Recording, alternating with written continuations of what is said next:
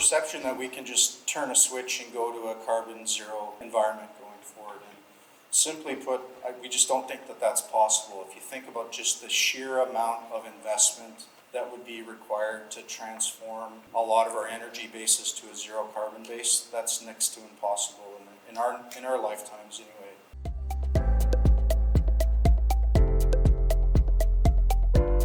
As the title of our session suggests, the energy transformation is a dial, not a switch. It doesn't just happen overnight. Right.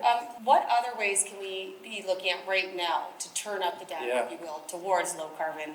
Great question. So if I think about a switch versus a dial analogy, a switch is you turn it on and it's done. A dial analogy really is something like this. If you think about a dial, today let's say we're at the low end, 1 or 2 on a dial from 1 to 10.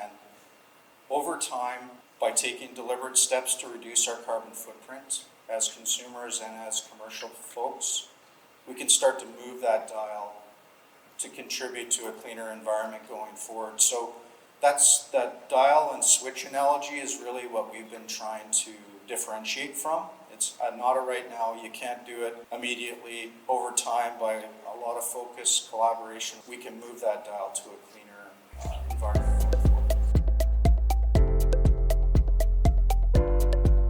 I think this is where maybe propane comes into play. So it's a readily available fuel. It's been around for decades. It's easy to move, easy to store, it's safe. So we can start to play a role of reducing carbon footprints now by adopting that energy alongside other initiatives. So to me, that really supports that whole dial analogy. It doesn't displace the need for us to get to a zero carbon economy, but I think we can play a role today.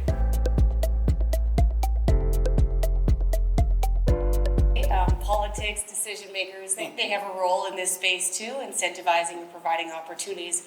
What role can policy and decision makers play for propane right now to help us turn up that dial and become a really active part of this low carbon future? Just level the playing field. So there's lots of incentives out there for alternative energy, solar, hydrogen. I think just having a consistent policy to adopt multi-energies is going to be crucial for the livelihood of Canadians going forward. I think having tax incentives or investment incentives that are sponsored and supported by all levels of government are going to be crucial for us to adopt this dial analogy that I talked about earlier. So in a nutshell, I think it's being collaborative, it's being open-minded to there isn't just one answer, and it's to support the evolution